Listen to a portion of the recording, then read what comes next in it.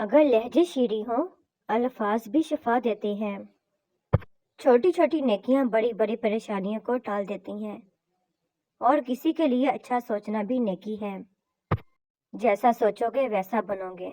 تمہارے خیالات ہی تمہاری تقدیر ہے۔ آپ کی اچھی سوچ ہی آپ کے شاندار مستقبل کی ضمانت ہے۔ ماں، بہت یاد آتی ہے آپ کی۔ ایسا لگتا ہے کہیں سے آپ دکھ جاؤ اور میں آپ کو گلے سے لگا لوں۔ خود ہی کو خوش رکھنے کی کوشش کیا کرے۔ ایرو گیرو کے سہارے پر رہیں گے تو وہ آپ کے پاس بچی کچی خوشیاں بھی نہیں چھوڑیں گے۔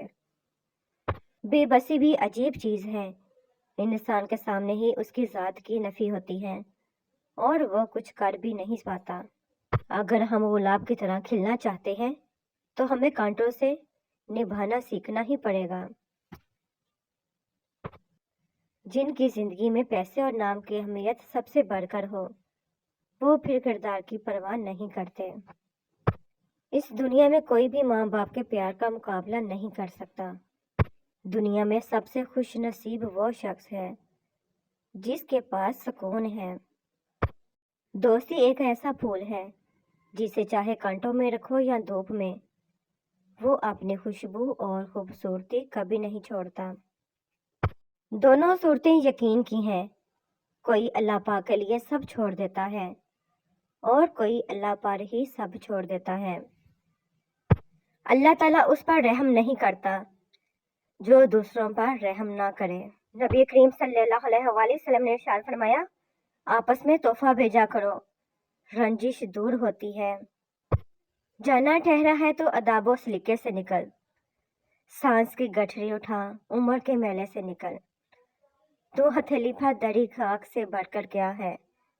یہ جو ہونے کا تجھے وہم ہے، ہونے سے نکل۔ اثر ہو جائے تو پھر دھوپ ٹھہرتی کب ہے؟ اب فقط لمحوں کو گن، سال مہینے سے نکل۔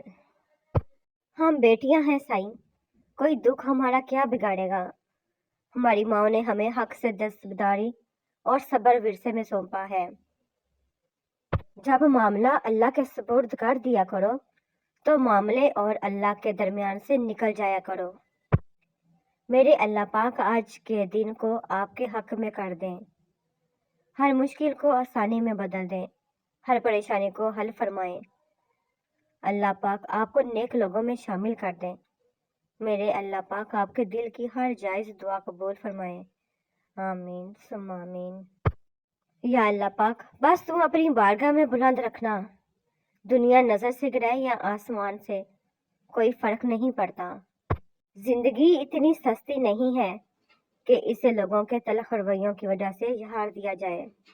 مسکرا کے یہ زندگی صرف اس رب جل شان کی امانت ہے جس نے اس کائنات کی کسی شے کو بیکار نہیں بنایا۔ شکر ادا کریں کہ آپ سے محبت کرنے والا کوئی عام نہیں بلکہ اس کائنات کا رب ہے۔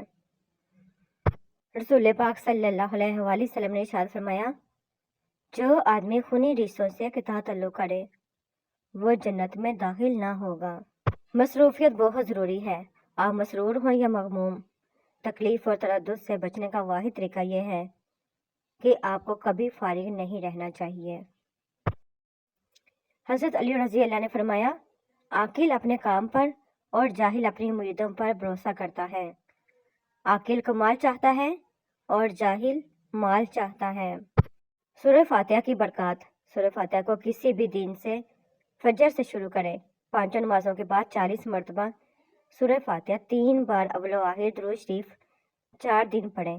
5ویں دن ہر نماز کے بعد 10 مرتبہ سورۃ فاتحہ اول و آخر درود شریف کے ساتھ پڑھنے کا معمول بنا لیں اور ہمیشہ ورد میں رکھیں۔ 5ویں دن اپنی حیثیت کے مطابق صدقہ خیرات بھی کر دیں۔ اس پر عمل کرنے والا کبھی مالی طور پر محتاج نہیں ہوگا۔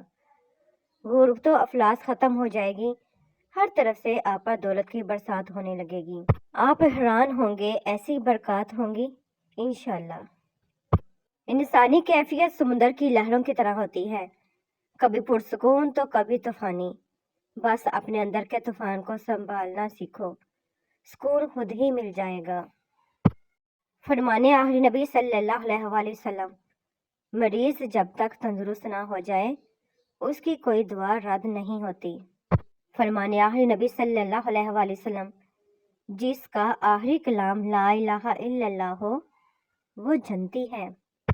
لوگ آپ سے لڑ سکتے ہیں، آپ کے خلاف سازشیں کر سکتے ہیں، آپ کا دل دکھا سکتے ہیں، آپ کا برا چاہ سکتے ہیں، مگر آپ سے آپ کی قسمت نہیں چھین سکتے، کیونکہ نصیب تک رسائی خالق نے کسی اور کو دی ہی نہیں ہے۔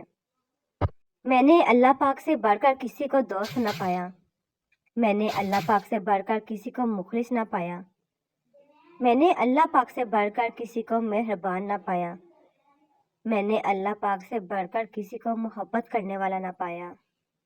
لوگ آپ کے لیے خود ایسے حالات پیدا کرتے ہیں کہ آپ انہیں چھوڑنے پر مجبور ہو جائیں، اور بعد میں ایسے ظاہر کرتے ہیں جیسے وہ بہت مظلوم ہے۔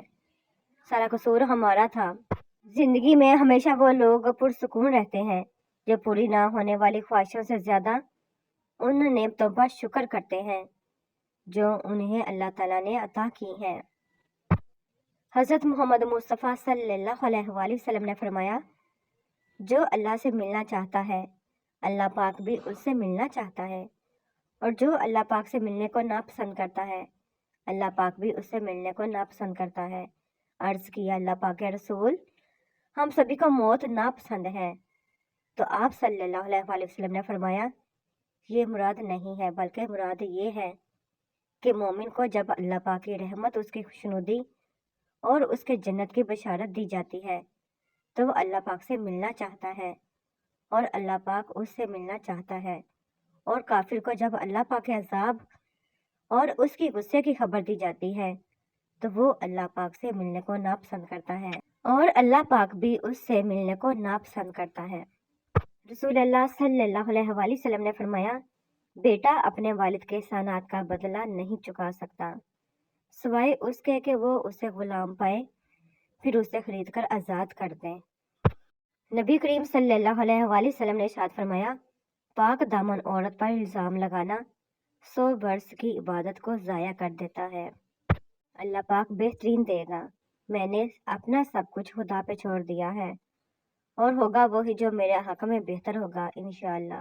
جب عبادت سکون دینے لگے تو سمجھ جاؤ کہ اللہ پاک تم سے راضی ہے۔